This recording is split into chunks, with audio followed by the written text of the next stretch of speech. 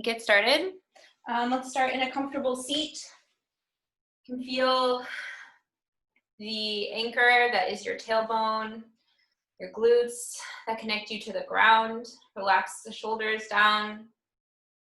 And we'll do a couple of clearing breaths and one round of Om just to connect us. You can choose always to sit and listen to the vibration, but it's a really nice way to enter into practice, especially when we can't share space together anymore. Inhale in through the nose. And exhale HA out of the mouth. Inhale in through the nose. And exhale HA, release. It's time to prepare for Om. Inhale.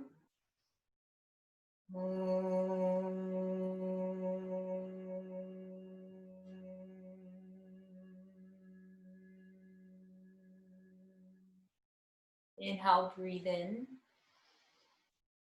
And exhale, release. And we'll start class today in Balasana, Child's Pose, bringing the soles of the feet to touch.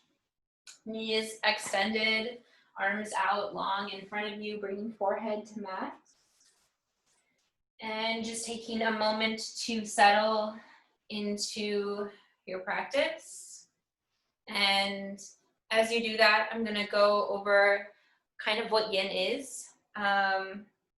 We talked about it last week, and every week I feel like we kind of tack on more knowledge or you're more able to remember it. But for those of you who this is perhaps a new practice, there are 3 tenets or 3 kind of tattvas, they call them in Yin, to the practice. And the first is to find your gentle edge, which you already did. You got in a child's pose. And if you have a vinyasa practice, often we're in child's pose for like a minute, maybe 3 minutes, but we're gonna be here for, I think we settled on 5 minutes. And so like you're here now, like ask yourself, like, could I be here for 5 minutes? And if the answer is no, pull your edge back. We want it to be permanent depth. We want it to be gentle and soft. Props are our friends, so if you have a pillow around, you want to put it under your chest, you're welcome to do that. Or if there's anywhere else, you could use a prop to support you, bring the earth up to you. It's always a great option, especially in Yin. And so first we meet our gentle edge. And the second is we hold for time, the second is we are still. And stillness, for me, I either kind of just like melt into it and I'm like tired, just like ready, or stillness can be a huge challenge, especially once you slow down. My mind is like, ooh, time for me to think, time for me to fantasize about that other burrito I'm gonna eat after dinner, or like start planning. So I just wanna like be honest, like that's super real and it's likely gonna happen for you, but trying to teach and train yourself to use each pose as a little bit of a meditation practice. And I find body scans, just scanning your physical body, and also focusing on the breath, feeling oxygen enter in through your nostrils. You can focus on that, going down the nasal passageway. The diaphragm moves down, the expansion of your lungs, and then the release, the expelling, the deflating of the belly, and then repeating that focus again and again. If you're looking for something to direct your awareness on. The stillness, there are 2 reasons in which you would move. And we want to avoid any pain here. This is not the kind of practice where we're like, hustle through the pain. No, we want to avoid pain. And I feel like in our culture, it's kind of like, that's kind of what's encouraged. So I feel like sometimes it helps to have some adjectives to use like for pain. So like a sharp sensation, a burning sensation, stabbing sensation, an electrical sensation. We don't want to experience any of those. And honestly, we're even avoiding tingling because a tingling sensation could cause nerve damage after repetition. So the reason in which you would move is if you're invited to go deeper. So right now we're a little past the halfway mark actually. And if at the halfway mark, your muscles are they're relaxing and you're invited to go deeper into the pose, maybe you want to ditch a prop, maybe you want to add a prop, maybe you want to expand your legs more. now is a good time to do that. And if your edge recedes, of course, follow it. You didn't need my permission to do that to begin with. And then lastly, we hold for time. And I keep track of time on my phone. I give a halfway mark and I give a final minute. And this is a practice so that you can more easily just be in the moment and surrender into the pose. They're also just good like check-in points, like final minute, you're like, ooh, maybe I could go even a little bit deeper. I could sustain that for a minute. So just finding your edges and circling through those 3 tattvas, 3 tenets throughout the entirety of your practice. Showing up for yourself with kindness, compassion. Sometimes when I hear words like kindness, compassion, and love, they're like so overused by like, I don't know, maybe like Hallmark and like rom-coms, and I'm like, I like roll my eyes. But when you like really zero in on the essence of those words, it's like, no, like of course we want to zero in on ourselves with compassion and kindness, and like approach areas with curiosity, and like this is yourself you're talking about. So not being harsh or criticizing or judging anything that's going on, because oftentimes that's what the narratives are going to be, or at least my narratives are trained to do. And I guess the only other things that I'll say, we are coming up on our final minute here, is Yin Yoga. I spent kind of a while setting up the 3 pillars of this practice. Veronica did a really awesome job going into anatomy before we started class.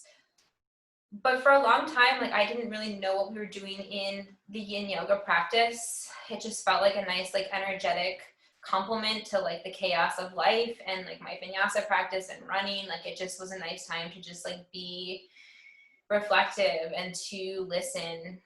And in terms of anatomy and physiology, we are stressing and compressing the fascia, the connective tissue, your ligaments, and your bones and your joints. So when you're working out, when you're running, when you're doing like whatever it is that you do to stay physical, like we're really zeroing in our muscles. And our muscles, they love repetition, they love to move.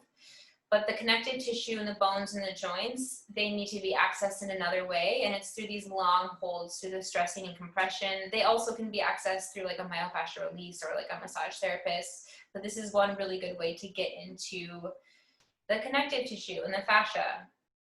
And yeah, I'm just gonna leave it at that.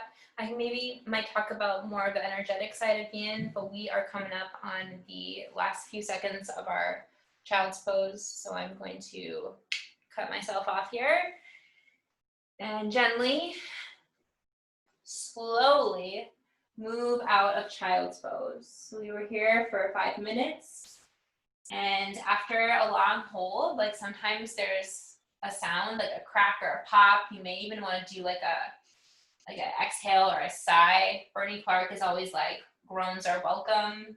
So if you want to invite some sound into your practice as release, you are muted, so ain't nobody judging you here. You can kick one leg out behind. I know after child's pose, that's like what I want to do. You may want to flow through cat and cow, flexion and extension of the spine. Just listening to any organic, natural movement that the body may be craving. And next, we're going to work into melting heart. Hips are stacked over the knees, bringing the forearms out. And this pose is also called puppy dog sometimes, and it's also sometimes called Anahata Vishuddha Asana. Maybe bringing forehead to mat, maybe bringing the chin to the mat, but then also giving yourself a reminder like, hey, we're going to be here for a time. We're going to be here for 4 minutes. So maybe you want to add some support under the elbows with a pillow or something. Really find an edge that you can sustain for time. I'm going to go ahead and set the timer.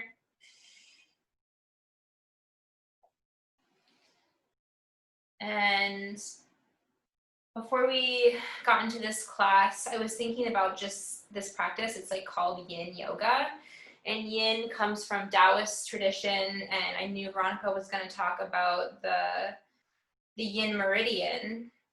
And I have this book called The Web That Has No Weaver, Understanding Chinese Medicine, and it kind of goes through the different like tenets of yin and yang. And one of them is one that I often speak to. Yin and yang mutually create each other. Although yin and yang can be distinguished, they cannot be separated. They depend on each other for definition.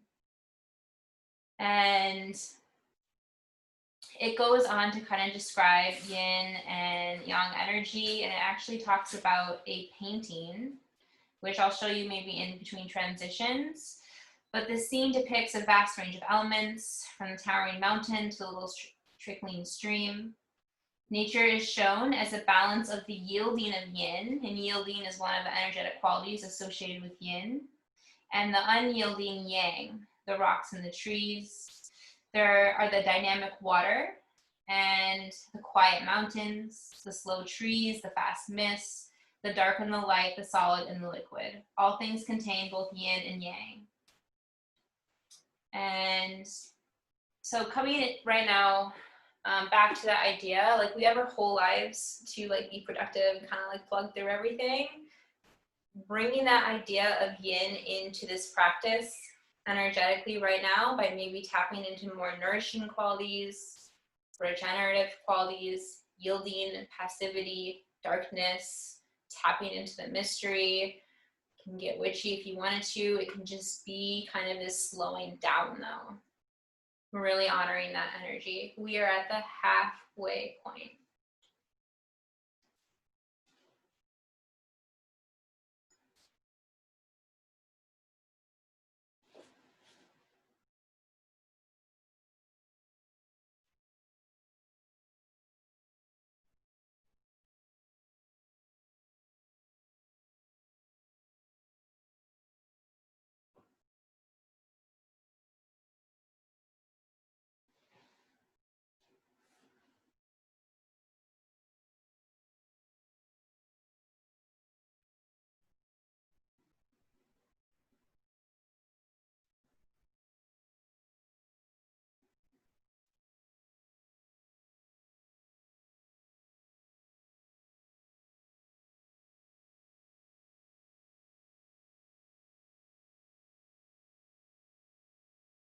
Final minute.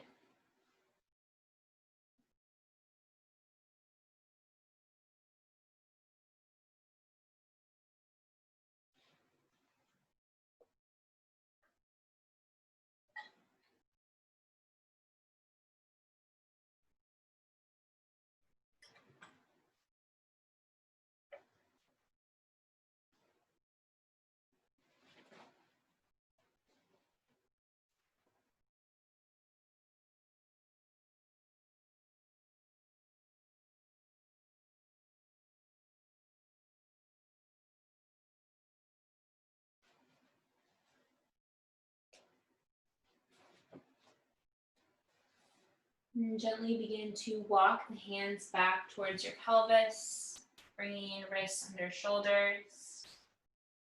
And again, do any movement the body is craving. Maybe you want to shrug and hood your shoulders.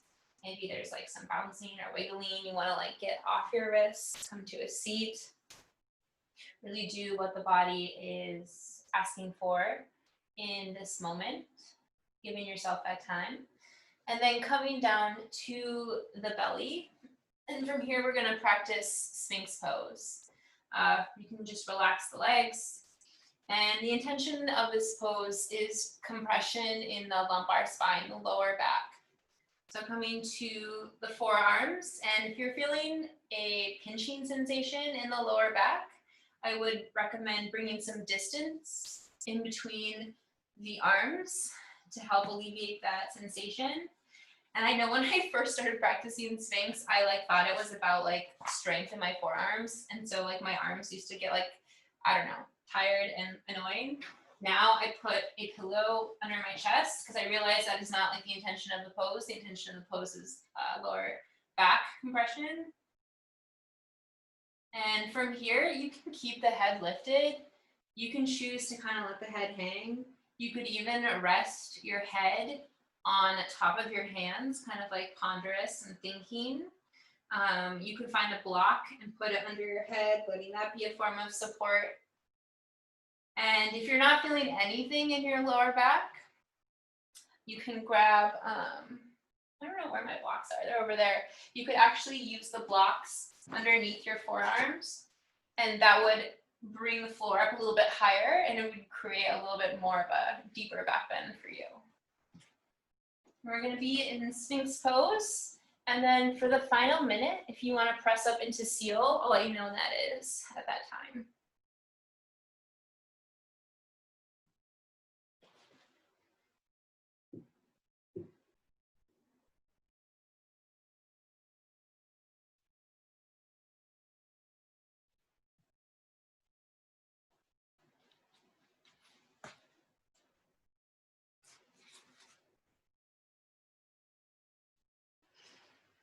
And generally Yin is practiced in silence. So I'm giving you that space right now to just be with the thoughts and practice meditation, using this as an opportunity to reflect and listen to what's going on.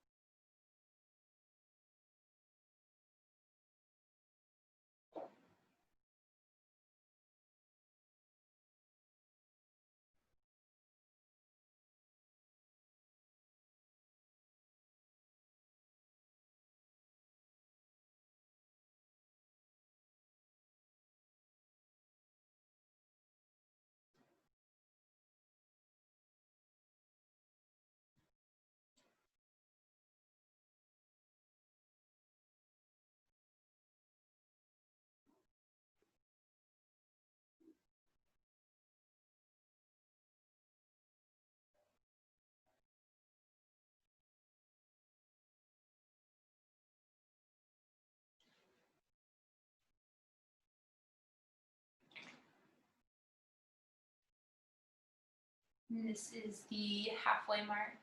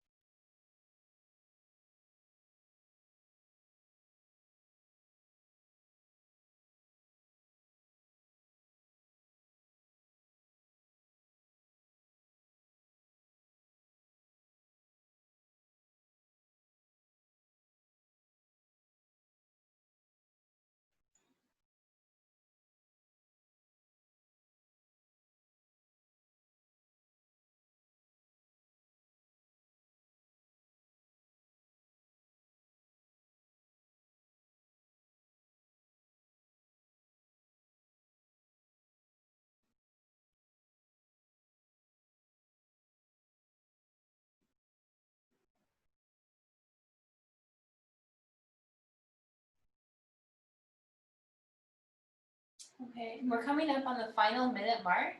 You can absolutely stay in Sphinx, or if you want to press up into seal for the final minute, you're welcome to join me in that. For seal, bring the palms onto the ground, plant them into the earth, and begin to walk them back towards your hips. I actually like to bring them like all the way back towards my pelvis so that the arms are still passive. They're not actively bent. So it's kind of like, this is very much, I always think of Little Mermaid. It's like Ariel's moment and like the waves crash behind her. And we're already 30 seconds down, so there's just 30 seconds left.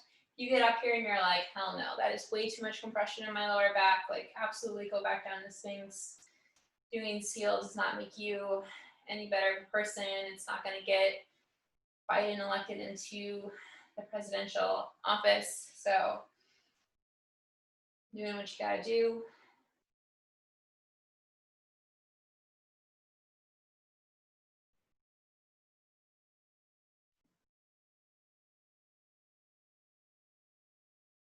All right, and then release. You can choose to release, lower onto the belly. I'm actually just gonna press back into child's pose really quick as a release.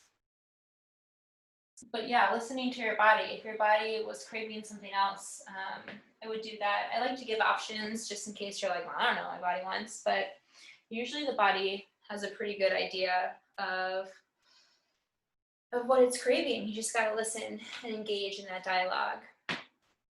And so the next few poses, Veronica is going to guide us through.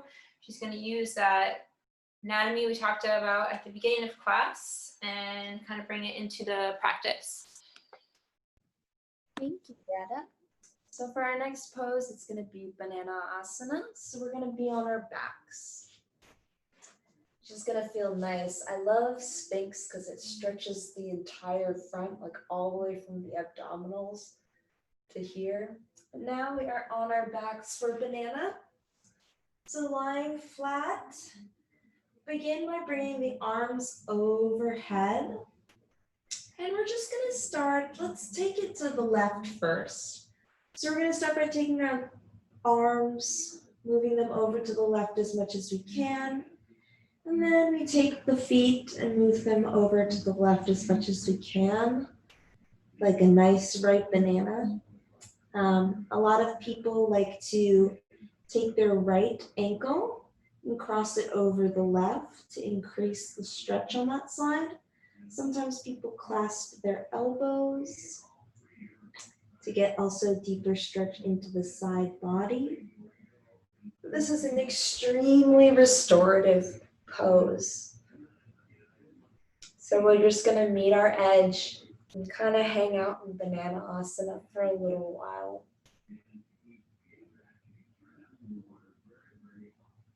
And like I said in the beginning, this is the action of abducting. So it's stretching both the pec major and the subscap that we talked about earlier. It's also opening up the ribs, allowing kind of more space to be in the rib cage and the intercostals. I personally like to imagine light coming through, as cheesy as that sounds, but light coming through the side. It's not coming through the front, it's coming through the side.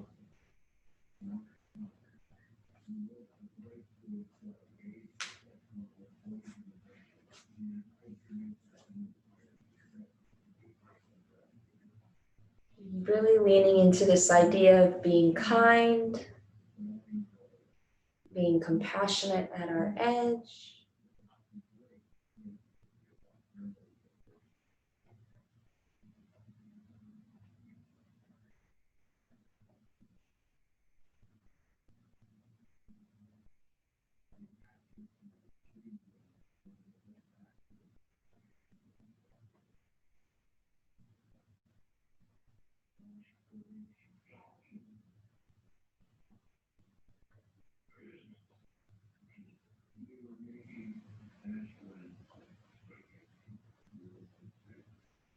All right, this is the halfway point. You feel like you can move deeper into the bend of the banana. It's a good time to do so. If you didn't cross your ankles, maybe experiment with that. Or just stay right where you are. Be here for 2 more minutes.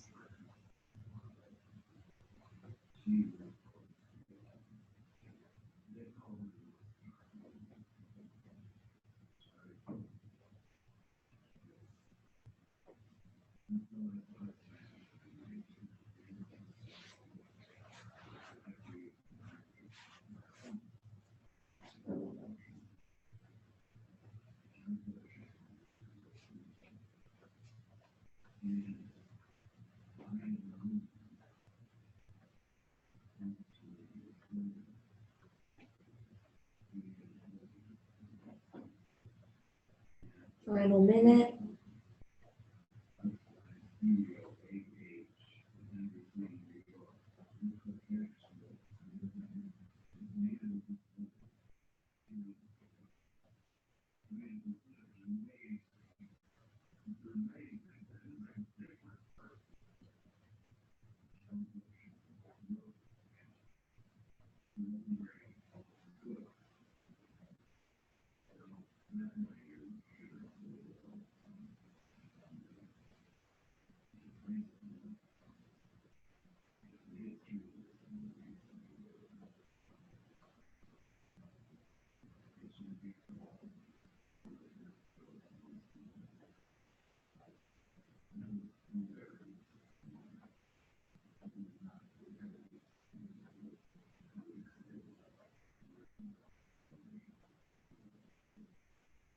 All right. Slowly moving out of the pose, bringing ourselves back to the center of our mat. You can take any quick counter pose you want. I'm kind of feeling like hugging my legs into my chest, maybe touching the top of my forehead to my knees, maybe rolling around just a little. And then let's extend the legs once again. In our own time, arms overhead and moving them towards the right. So arms moving first, as far right as they want to go. Then the legs shuffle on over, making a stretch in the left side of the body. Maybe crossing the ankles or not. Each side could feel different. But noticing that difference and bringing ease into it. I'm really happy that Greta brought up yin and yang kind of qualities. A teacher told me the other day that the best way to kind of learn what yin and yang are is to notice them in everything around you. So, for example, like a car driving, the yang will be you stepping on the gas, and the yin would be you pressing the brakes. And little things like that you'll notice once you start kind of picking them up are everywhere, that they need one to have the other to be balanced. If we just brake on the car, it's not going to go anywhere. And if we only gas, we will definitely crash.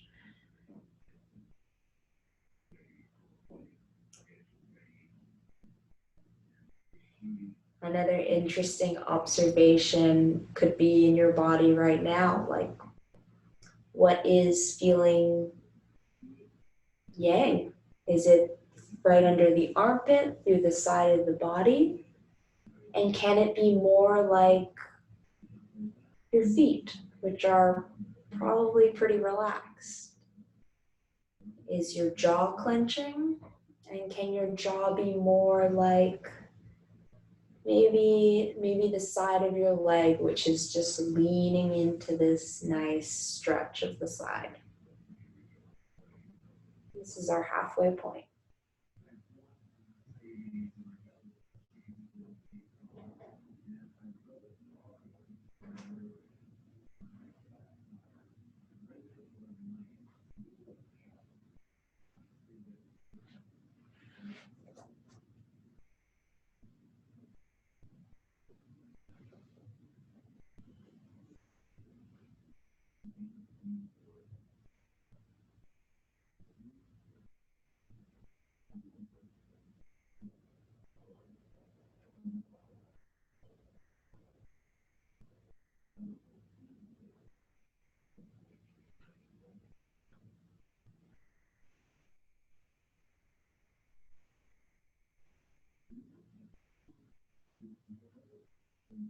Final minute.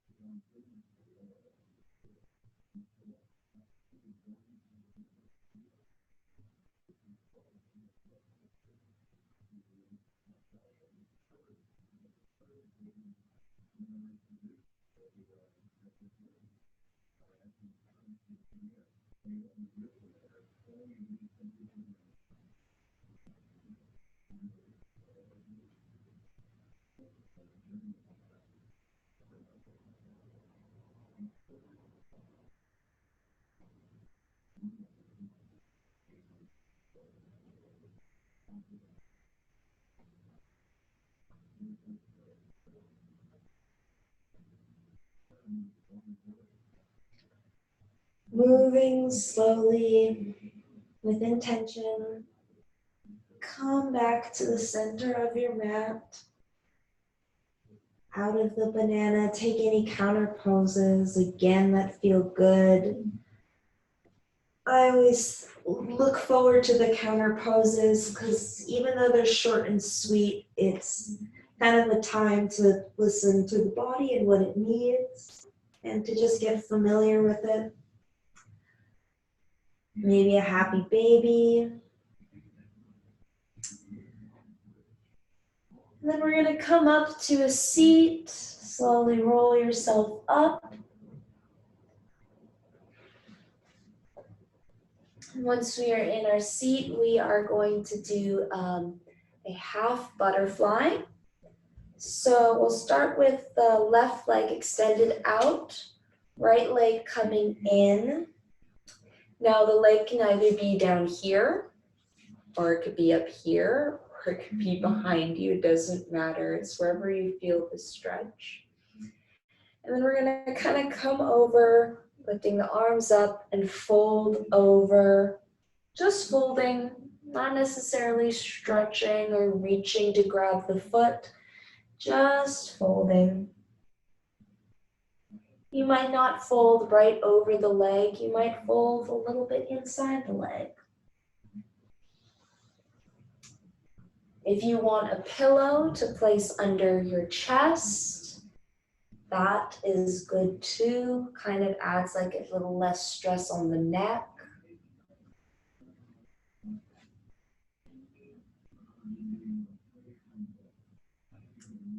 And we're going to be in this pose for a little while.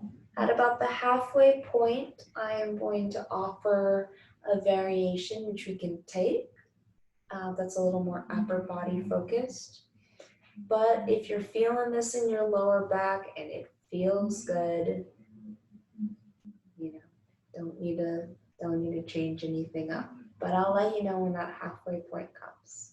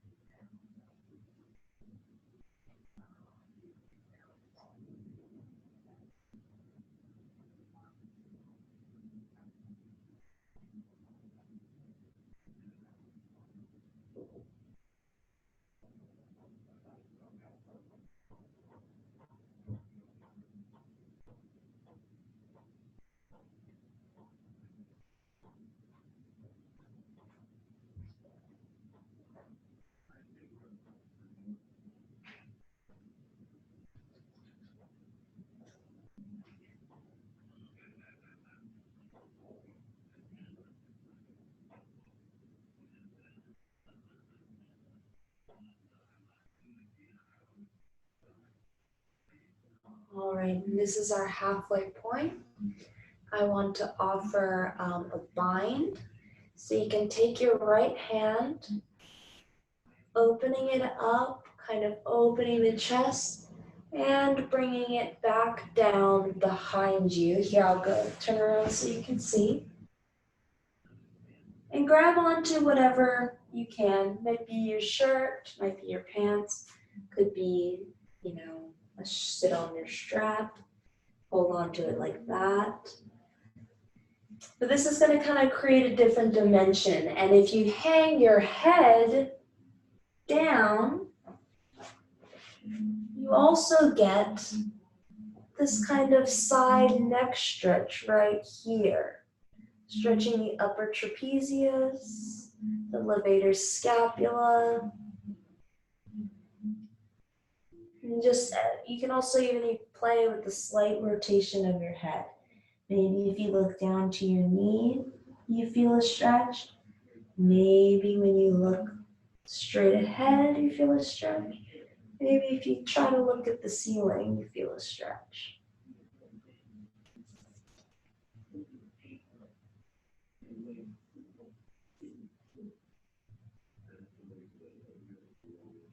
We're here for 30 more seconds.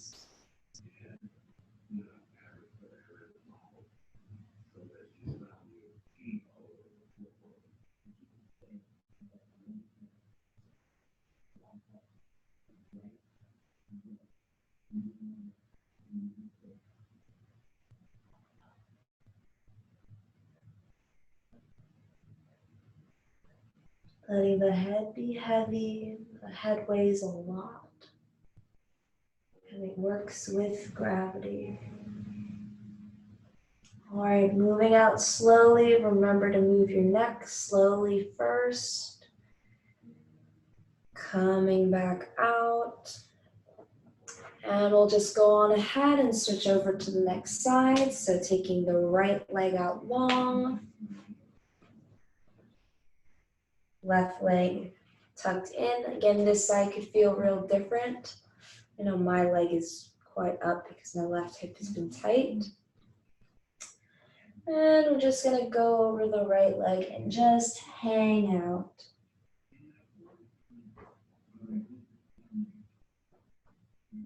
Hang over it.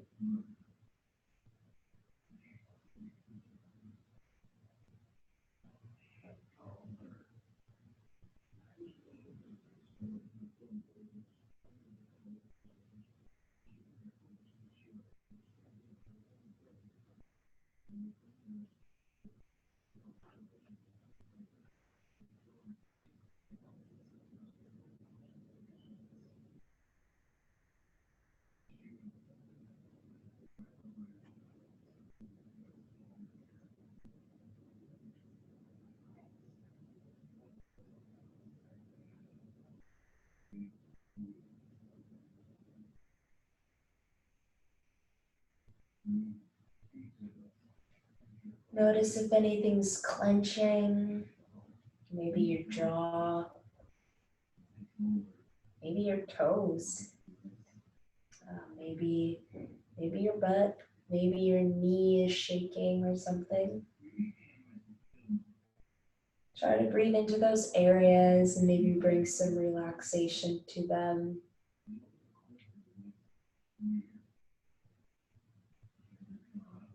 They're clenching because they're stressed, but it doesn't need to be stressed right now. It's just doing yoga.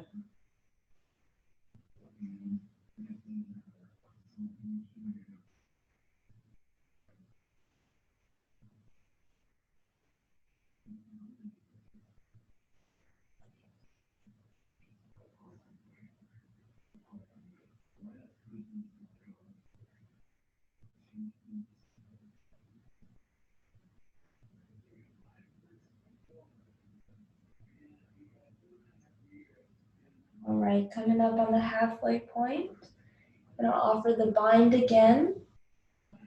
Lifting the left arm up, giving a nice opening to the chest, bringing it behind your back to grab onto whatever. And then again, experimenting on this side.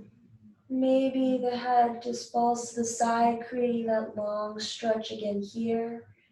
Maybe your head tilts a different way. Maybe you want to go back to just folding over your leg.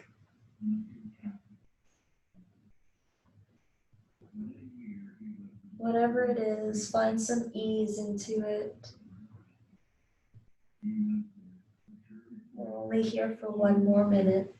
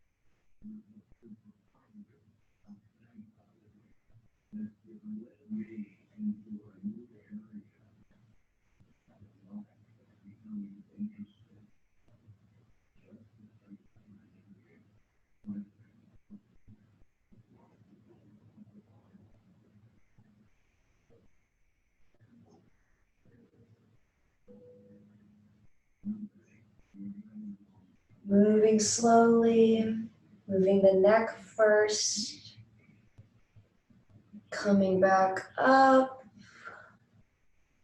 to a straight spine. And then I'm gonna move us into just regular butterfly. Now, I originally was gonna have us just do it folded over, but if you feel like your neck has gotten a workout, you're more than welcome to take butterfly on your back. But I'm gonna do it folded over if you'd like to follow me, since our next couple poses are gonna be extension and then a final twist.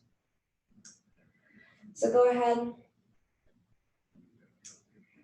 Feet together, making that diamond shape. They could be out long. They don't have to be all the way up here.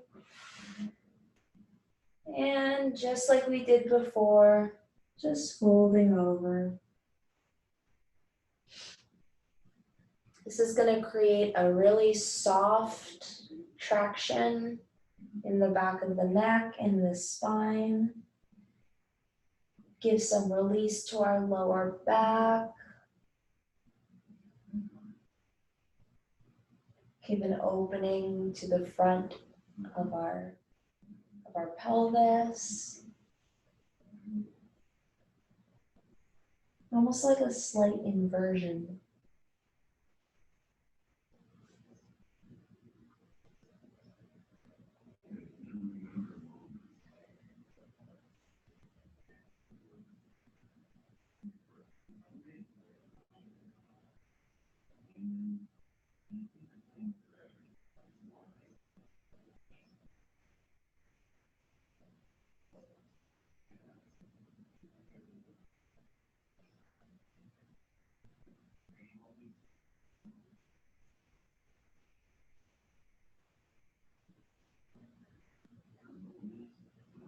This is our halfway point.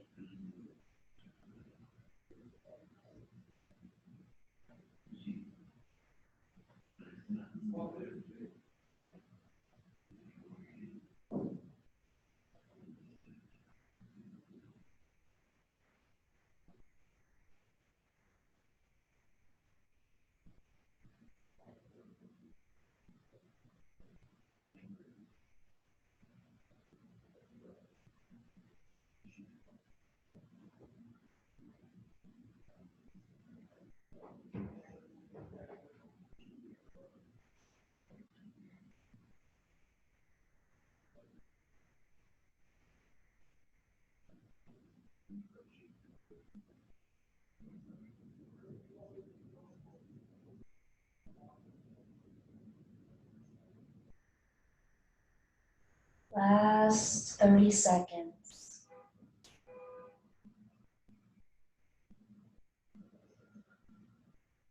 Noticing if anything has come up.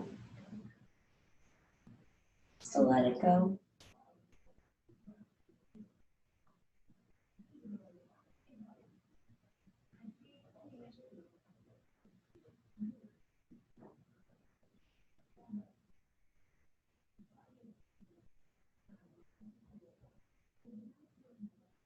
All right, slowly coming up and out of this pose.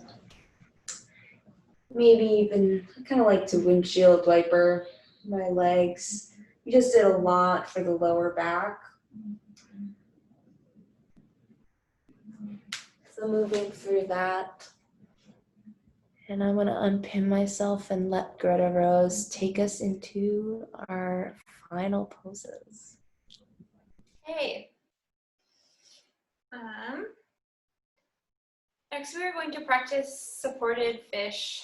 And for supported fish, it's nice to have some props. So if you have a block, I would use the block. If you do not have a block, that is okay, because there's a lot of good alternatives. You could use a rolled up yoga mat in between the shoulder blades.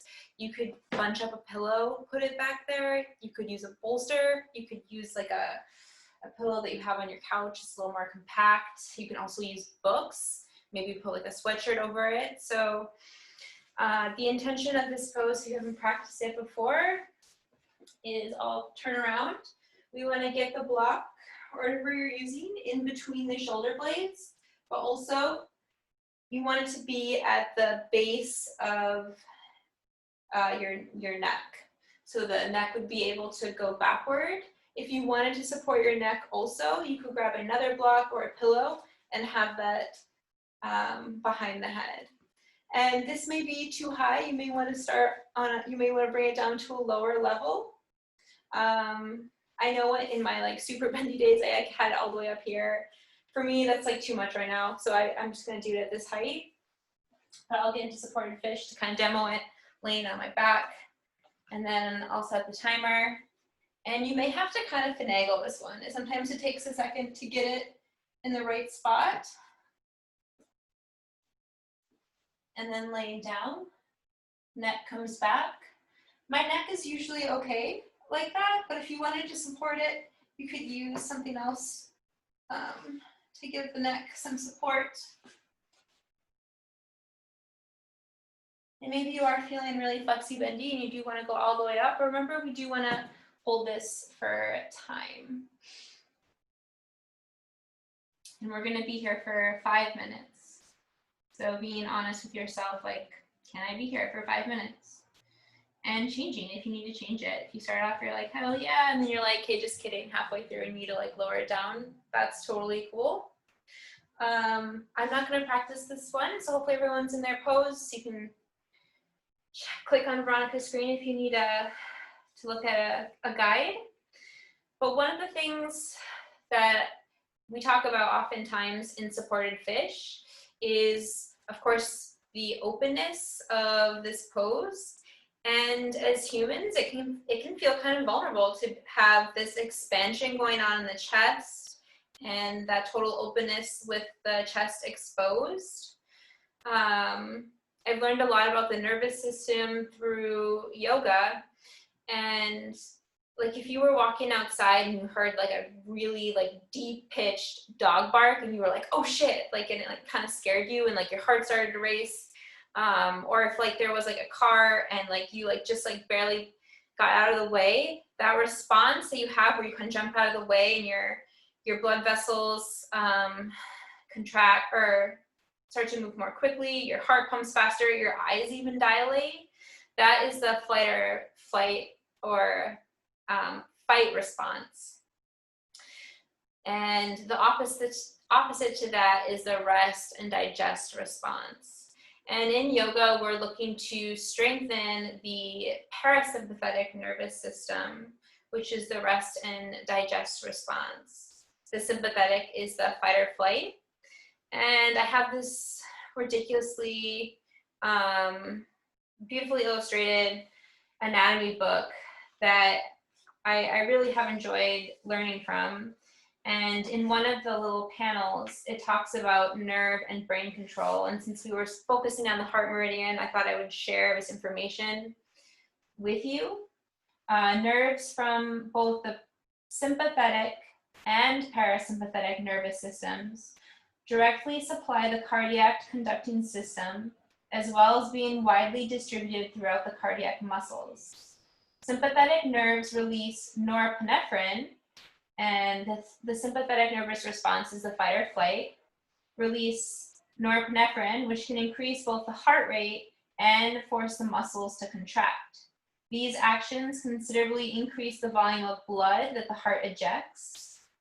The vagus nerves, which forms part of the parasympathetic nervous system, the rest and digest, releases it's spelled acetylcholine, a chemical that conversely slows the heart rate, thus reduces the cardiac output.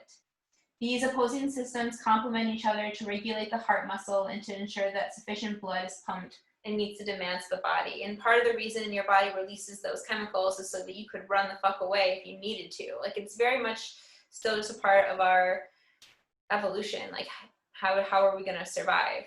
But right now in supported fish, we are at the halfway mark, just a little bit past. If you were activated, if your heart did start to beat fast and you did have that experience, like knowing that you are safe in your body, in your home, you can choose to direct your attention to the breath, or anywhere in a yoga class, like let's say you were in Utkatasana, fierce pose chair, and like your heart is elevating, it's challenging, and then you release into forward fold. That is going to be strengthening the parasympathetic nervous system because you're returning to a place of calm like a little bit more quickly. And that's one of the reasons I love yoga. It's honestly, it's a resiliency practice. And we are actually already on the final minute here. And I'll leave that part for quiet.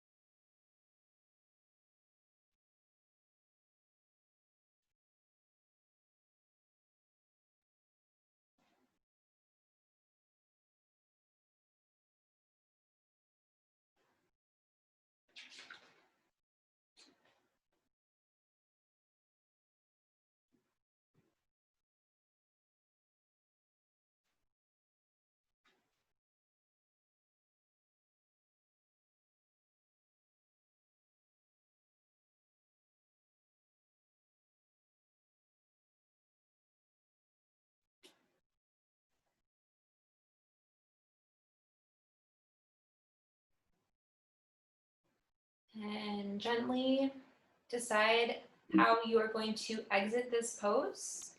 Sometimes I actually just like to kind of cradle the nape of my neck and then roll over onto the side. Sometimes that feels like the best exit strategy. You may want to press the elbows into the mat, lift the chest, really moving slowly, especially after the expansion like that. And then taking any counter movement the body is asking for. After that, you may want to just flow through like cat and cow seated, rounding and curling the spine, really whatever the body is asking for in this moment, and taking the time to enjoy the release. Like that's a part of the class as well.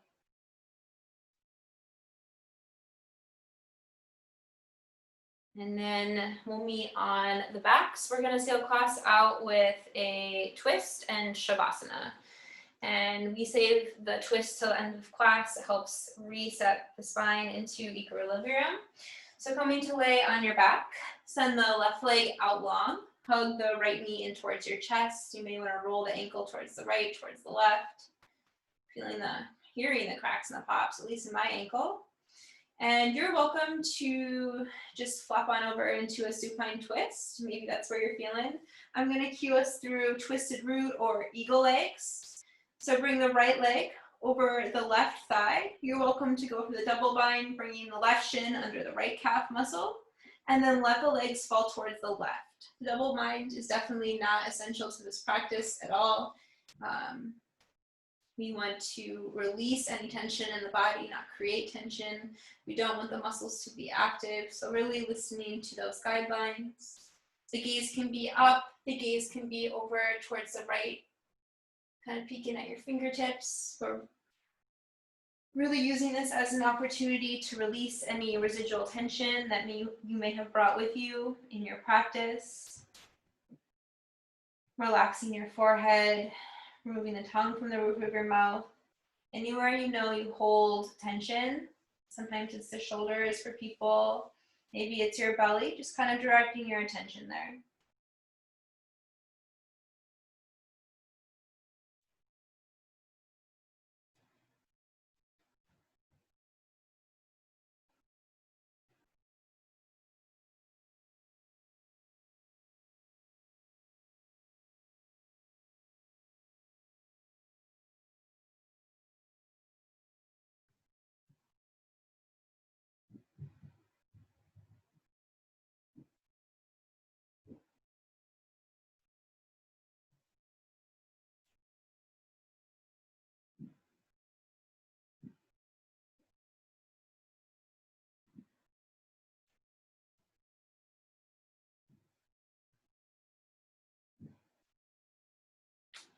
This is the halfway point.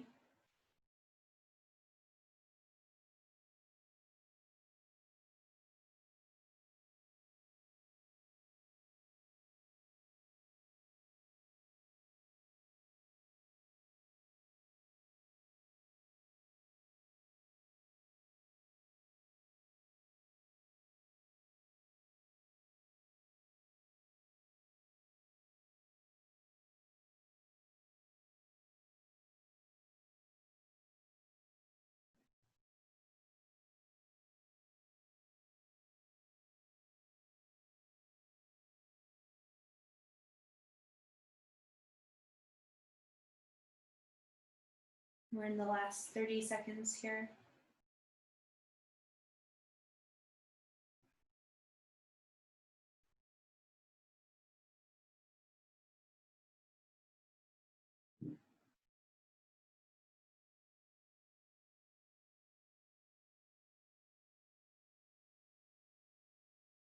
And bring knees back towards center, unthread your legs. Maybe bring the knees in to meet your chest. Roll around on the flat part of your back, the sacrum. And then we'll switch sides. Send the right leg out long. Hug the left knee in towards your chest. You can roll the ankle clockwise, counterclockwise. And then bring the left leg up and over right. You can bring the left shin behind your right calf muscle. And then let the legs fall towards the right. Again, you don't have to do the double bind. If you're not feeling it, the side may be different. Left arm can go out like half of a T. Gaze can follow your fingertips, or gaze can also be up.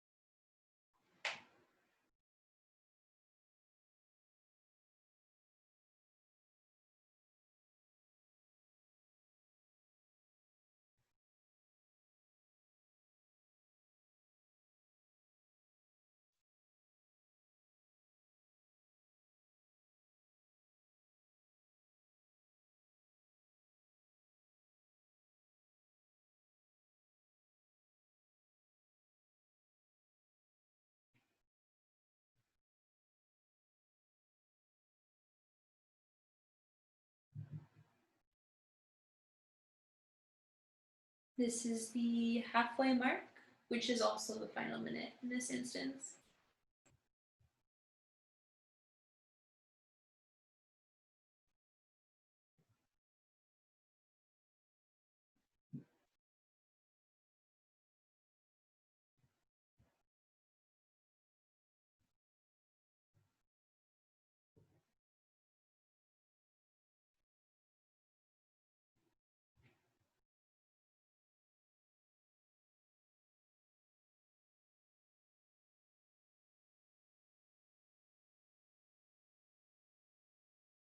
Last 30 seconds.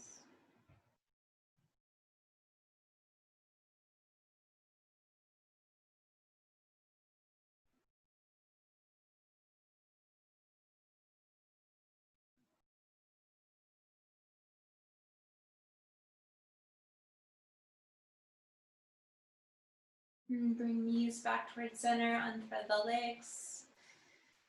Come into Apanasana, which is kind of a cannonball shape, wrapping your arms around the shins.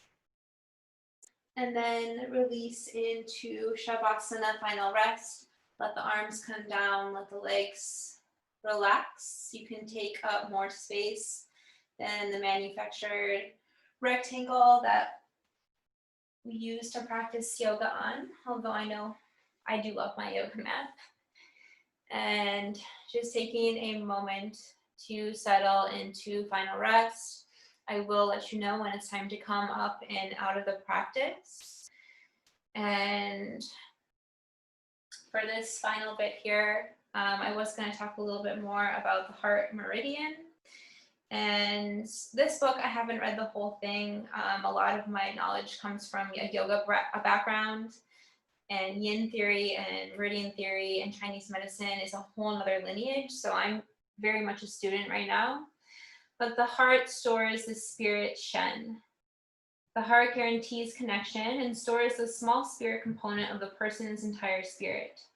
The heart spirit ensures that whatever consciousness, intention, thought, reflection, and self-awareness exists within the large composite spirit intersects and clicks with the world of time and space.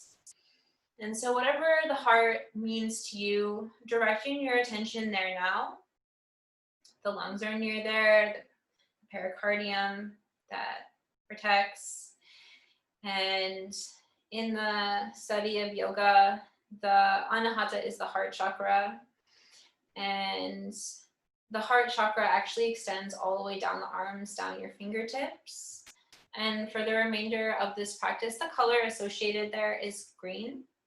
If you wanted to do a body scan and just scan the fingertips, the heart, the chest, the lungs, and then down your arms, fingertips, and continue that practice, you can use the color light or the color green, kind of like a glowing light, if that kind of activates your imagination, that imagery.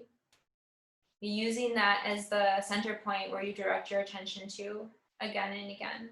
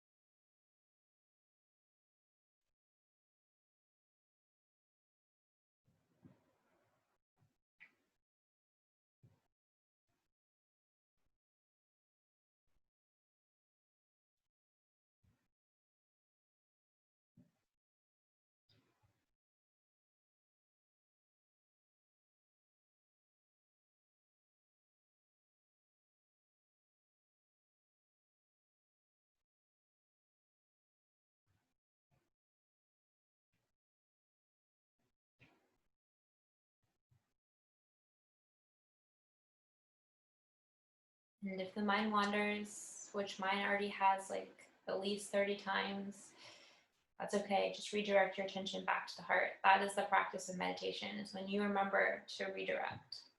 You're doing it.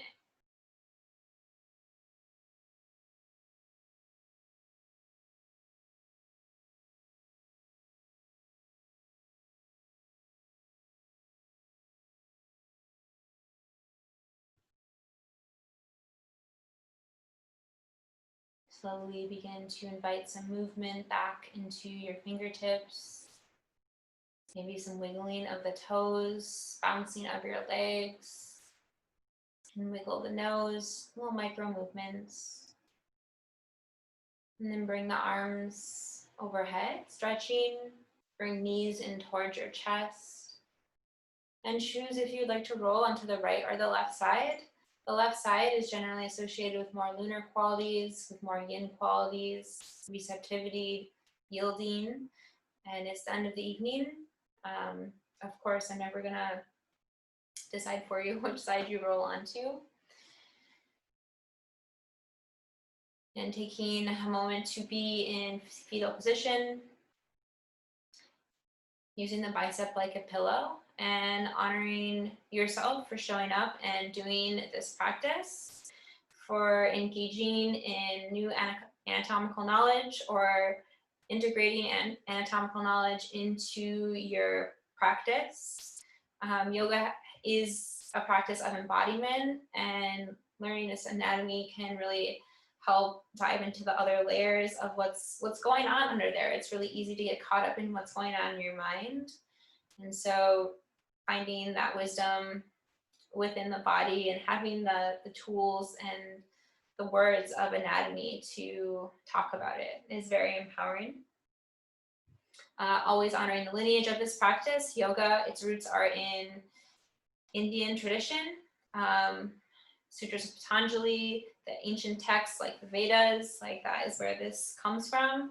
Also in Yin, we talked about it already, it comes from Taoist theory and Chinese medicine. So bridging those two lineages together, honoring the teachers that brought them into existence. And we also like to do a land acknowledgement at the end of class. And Veronica is teaching out of Brooklyn and I'm in Seattle. I know we have friends in LA tonight, so we're all over the place. And that's kind of the cool part about Zoom yoga. But this class comes to you, East West Coast. We honor the unceded ancestral lands of the Duwamish people and also the unceded ancestral lands of the Lapade, Canarsie, and Rockaway people. The land we occupy is on the traditional territory of Coast Salish people in Seattle and Lapade people in Brooklyn. We honor the indigenous traditions of the ancestors and also the people alive here today who are carrying those traditions forward. You can go ahead and press yourself up to a seat. You can sit on something. I like to sit on a block. And we'll meet with hands at heart center. This gesture or mudra represents a non-dualism. So the coming together of the yin and the yang, or the yin and the yang, where they meet at the heart. And bringing the language of the hearts and connecting it with third eye. Connecting compassion with intuition and bowing forward to seal in your practice, honoring the whole self, both the dark and light aspects, the shadowy and luminous parts. Peace and thank you. I'm going to go ahead and